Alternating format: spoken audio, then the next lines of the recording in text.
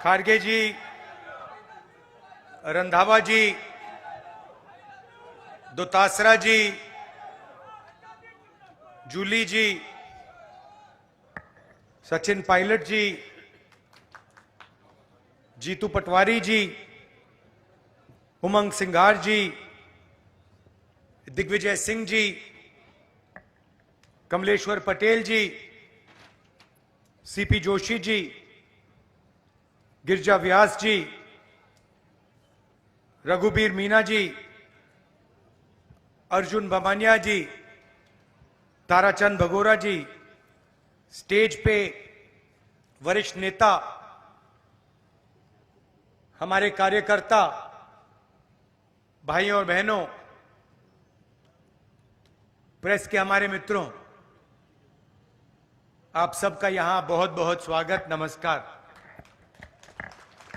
थोड़ा programme late चल रहा है, आपको यहां थोड़ा ठहरना पड़ा, इसके लिए मैं आपसे माफी मांगता हूं।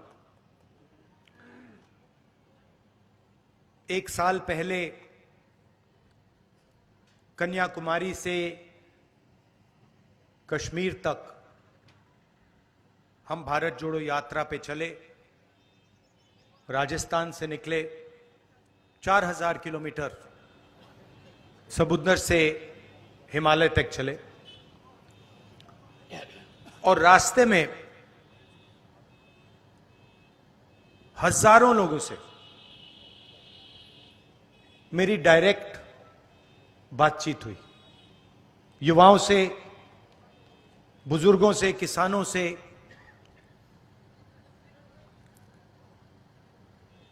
शायद उस साल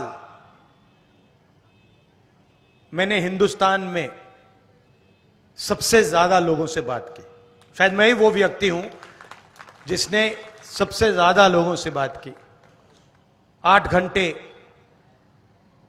मिनट के बाद मिनट के बाद मिनट के बाद मिनट, कोई नया आता था, अपनी बात रख के चला जाता था। किसानों ने अपनी बात रखी और हमने अपने मैनिफेस्टो में उनके लिए एक क्रांतिकारी काम किया है। पहली बार हिंदुस्तान में लीगल गारंटी किसानों की एमएसपी के लिए दिया है हमने। मतलब कानून बनाया है कि उनको लीगल एमएसपी मिलनी चाहिए। जो किसान दिल्ली की ओर चल रहे हैं, जिनको सड़कों पे रोका जा रहा है, उनकी मांग हमने पूरी कर दी है अपने मैनिफेस्टो में। जाति जनगणना की मैंने बहुत बात की है। थोड़ा सा आज कहना चाहता हूं। देश में 50% पिछड़े वर्ग के लोग हैं, 8% आदिवासी भाई बहन हैं, 15% दलित हैं और तकरीबन 15% माइनॉरिटीज हैं। सब मिलाकर तकरीबन 90% हिंदुस्तान की आबादी या दलित, आदिवासी, पिछड़ा, माइनॉरिटी। उसमें आप 5% और गरीब जनरल कास्ट के लोगों को मिला दीजिए। यह है हिंदुस्तान की आबादी। मगर अगर हम हिंदुस्तान की संस्थाओं को देखें, हिंदुस्तान के बजट को देखें, हिंदुस्तान के धन को देखें, तो इन लोगों की भागीदारी नहीं है, कहीं भी नहीं है। मैं आपसे पूछता हूं, आदिवासी वर्ग हैं आप, राष्ट्रपति आदिवासी हैं हैंगे ना? ठीक है। राम मंदिर का इनॉग्रेशन हुआ, आपको टीवी पे उनका चेहरा दिखा? क्यों नहीं? ये फिर से बोलो, क्यों नहीं? क्योंकि वो आदिवासी हैं, हिंदुस्तान की राष्ट्रपति हैं, मगर उनको सीधा मैसेज दिया गया कि राम मंदिर के इनॉग्रेशन में आप राष्ट्रपति हो, कुछ भी हो, आप आदिवासी हैं, आप अंदर नहीं आ सकती हैं। सोच वहां से शुरू होती है। आपने टीवी देखा, राम मंदिर के इनॉग्रेशन में आपने किसी गरीब को देखा? किसान, मजदूर ना था? कौन था? अंबानी था, अदानी था,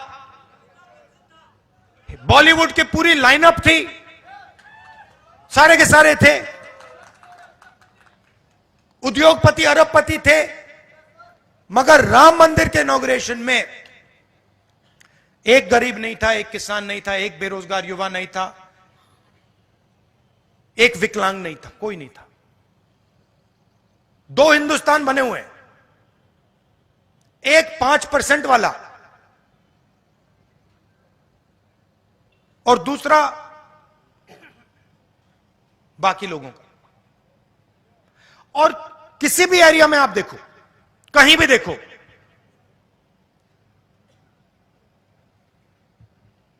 आपको पिछड़े, दलित, आदिवासी नहीं दिखने वाले। हिंदुस्तान की सबसे बड़ी 200 कंपनियों की लिस्ट निकालो, उनके मालिकों के नाम पढ़ो,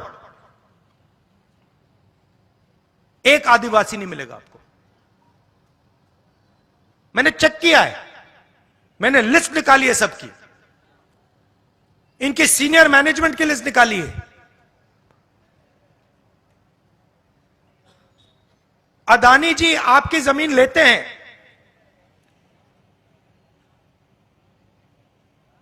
आपका जल छीनते हैं, जंगल छीनते हैं, मगर उनकी कंपनी में सीनियर लेवल पे आपको एक आदिवासी नहीं मिलेगा, एक दलित नहीं मिलेगा, एक पिछड़ा नहीं मिलेगा, और हिंदुस्तान की सबसे बड़ी 200 कंपनियों में नहीं मिलेगा। मीडिया में देखो, खारगे जी कह रहे हैं सिर्फ नरेंद्र मोदी दिखते हैं। कारण है, इनके मालिकों की लिस्ट निकालो, इनके बड़े बड़े रिपोर्टर्स की लिस्ट निकालो,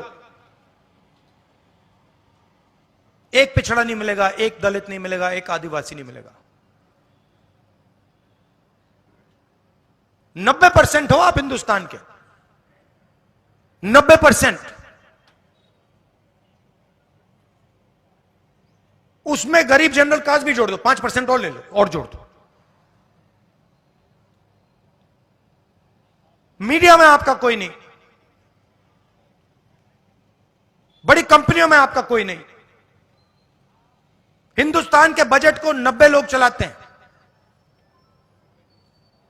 आईएएस अफसर हैं। राजस्थान में भी वही है, यहां पे राजस्थान की सरकार को 60-70 लोग चलाते हैं। उनकी लिस्ट निकालो। दिल्ली वाली मैंने निकाली है, उत्तर प्रदेश की निकाली है, राजस्थान की नहीं निकाली है, निकाल दूंगा।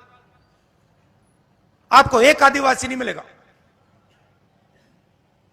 90 में से 3 पिछड़े वर्ग के लोग हैं, 3 दलित हैं, एक आदिवासी।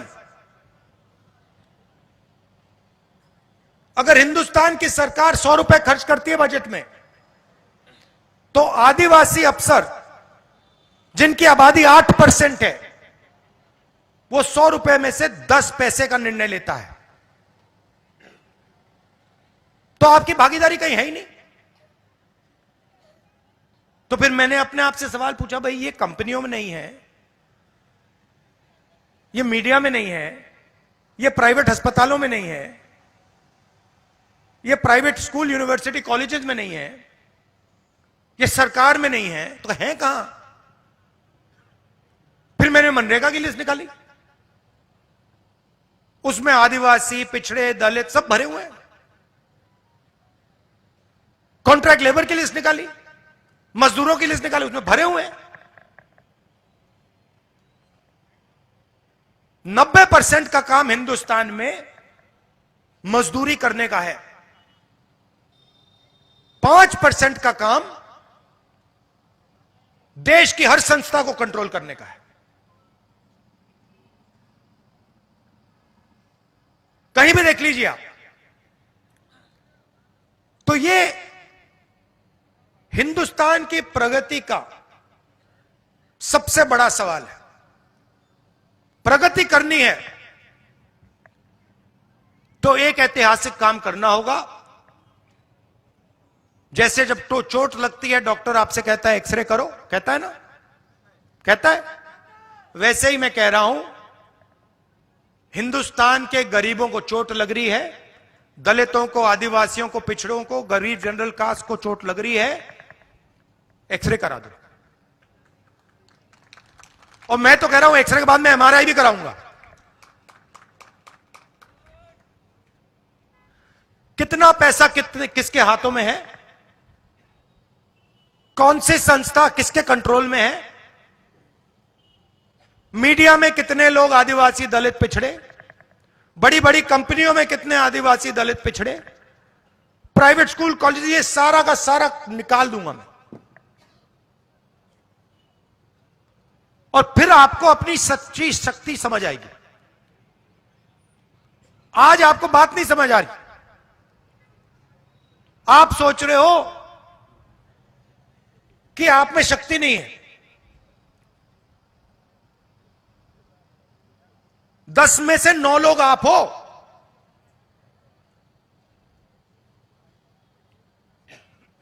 और आपके सब रास्ते बंद कर दिए। पहले आर्मी में जाते थे, अग्निवीर कर दिया। पहले पब्लिक सेक्टर हुआ करता था, पूरा का पूरा प्राइवेटाइज कर दिया।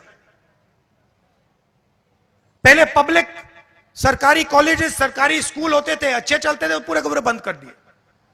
पहले सरकारी अस्पताल होते थे, बंद कर दिए प्राइवेट। तो जब भी आपके जेब से पैसा निकलता है, वही 5% के जेब में जाता है। पेट्रोल का पैसा भरते हो, 5% के जेब में जाता है। सड़क पे टोल देते हो, 5% के जेब में जाता है। फल खरीदते हो, 5% के जेब में जाता है। आप जितनी जीएसटी देते हो, उतनी अदानी देता है। आप टी शर्ट खरीदो, 200 रुपए की टी शर्ट खरीदो, 300 रुपए की टी शर्ट खरीदो, वो खरीदे, जितनी आप देते हो उतनी वो देता है। आप मजदूरी करते हो, वो प्राइवेट हवाई जहाज में उड़ता है, टैक्स एक जितना। तो जाति जनगणना से ये सब साफ हो जाएगा। देश को पता लग जाएगा, 90% को समझ आ जाएगी बात, भैया कैसे हमें इस देश में ठगा जा रहा है।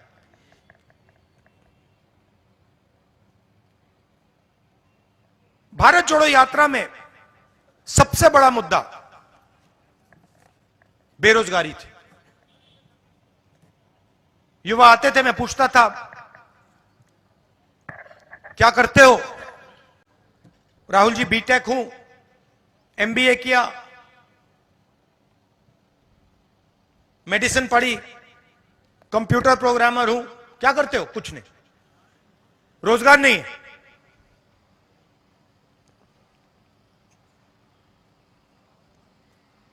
दिल्ली रेलवे स्टेशन में एक युवा कुली का काम कर रहा था, मेरे पास आता है, राहुल जी मैं तो इंजीनियर हूं, सिविल इंजीनियरिंग की है मैंने, 5-10 लाख रुपए मैंने प्राइवेट इंस्टीट्यूशन को दिए, अब मैं कुली का काम कर रहा हूं। नरेंद्र मोदी जी कहते हैं पकोड़े बेचो। और सबसे जरूरी मुद्दा है देश का, देश के सामने। तो आज मैं आपको यह बताना चाहता हूं कि हिंदुस्तान के युवाओं के लिए, आदिवासी युवाओं के लिए, पिछड़े वर्ग, दलित, गरीब, जनरल कास्ट के युवाओं के लिए कांग्रेस पार्टी क्या करने जा रही है? सबसे पहला कदम हमने गिनती की है, हिंदुस्तान में 30 लाख सरकारी वैकेंसीज हैं। 30 लाख। मोदी जी इनको भरवाते नहीं है, बीजेपी इनको भरती नहीं है। सरकार में आने के एकदम बाद हमारा पहला काम होगा कि 90% को 30 लाख सरकारी नौकरियां हम दे देंगे।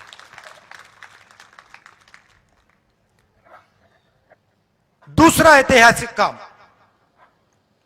हम मनरेगा प्रोग्राम लाए थे, रोजगार का अधिकार। लाखों लोगों को फायदा हुआ, अधिकार दिया हमने। वैसे ही हम हिंदुस्तान के युवाओं को, सब युवाओं को अप्रेंटिसशिप का अधिकार देने जा रहे हैं।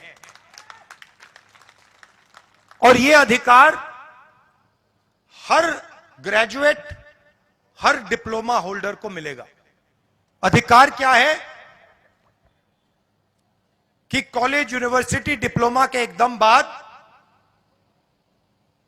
1 साल के लिए हर ग्रेजुएट को प्राइवेट कंपनी में, सरकारी ऑफिस में 1 साल की अप्रेंटिसशिप दी जाएगी और 1 लाख रुपए उसे 1 साल में दिया जाएगा। और यह हर ग्रेजुएट के लिए किया जा रहा है। ये जो लाखों लोग कह रहे हैं कि हम बेरोजगार हैं, कॉलेज के एकदम बाद अगले दिन इनको अप्रेंटिसशिप मिल जाएगी और यह अधिकार होगा। यह ऐसे नहीं होगा कि भैया हमें देना है तो देंगे, नहीं देना तो नहीं देंगे। यह मनरेगा जैसा अधिकार होगा, कानूनी अधिकार अप्रेंटिसशिप का आपको दे रहे हैं। इससे देश में करोड़ों युवाओं को फायदा होगा, ट्रेनिंग मिलेगी और पहला साल का, एक प्रकार से पहले साल का रोजगार मिलेगा। भारत जोड़ो यात्रा में बहुत सारे युवा आए, कहते हैं राहुल जी हमने एग्जाम की तैयारी की, हम गरीब हैं, 3-4 महीने हमने मतलब रात दिन कर दिए, एक कर दिए। एग्जाम के दिन पता लगता है 5% वालों के टेलीफोन पे पेपर लीक। हम ईमानदारी से काम करते हैं और जिनके पास धन है पेपर चुरा लेते हैं और फिर उसके बाद हमें कहा जाता है कि देखिए पेपर लीक हो गया तो आपको अब नौकरी नहीं मिलेगी। पुलिस की भर्ती में होता है, पटवारी, सब भर्तियों में होता है। तो हम एक नया कानून लाएंगे, पेपर लीक के खिलाफ एक कानून, जिसमें हम एग्जाम दिलवाने का तरीका स्टैंडर्डाइज कर देंगे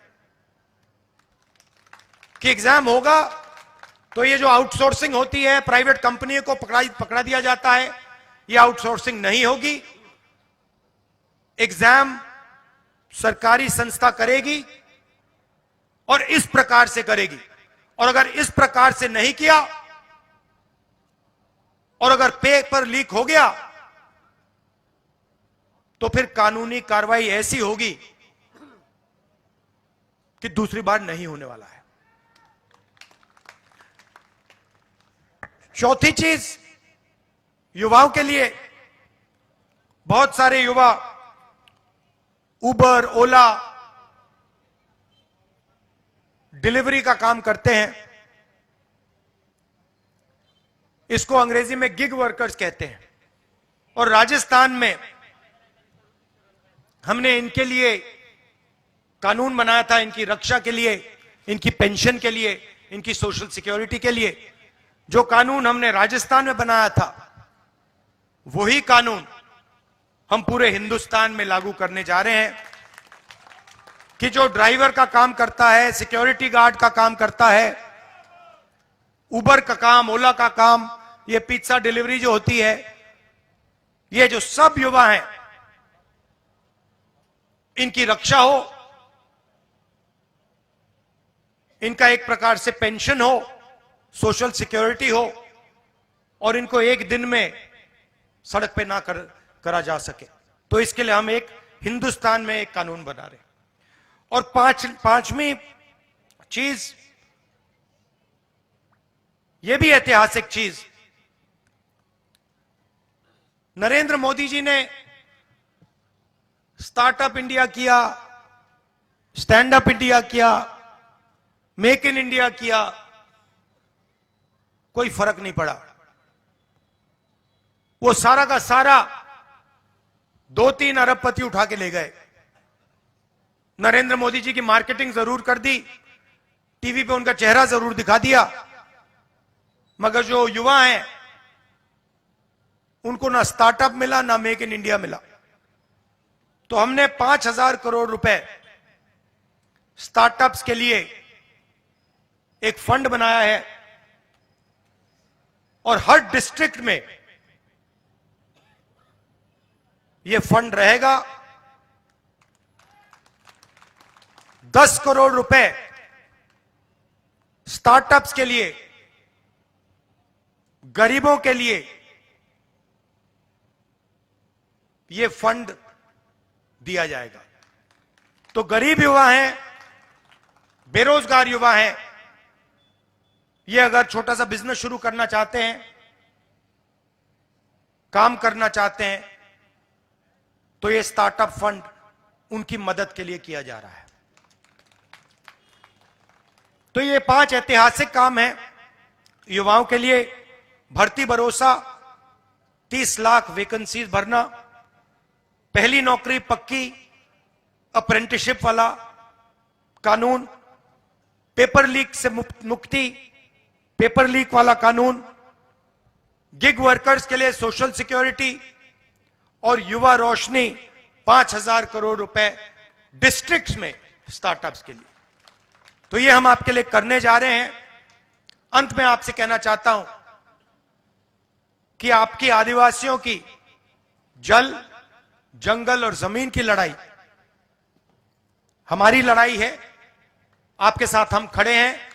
हम पैसा कानून लाए, जमीन अधिकरण कानून लाए,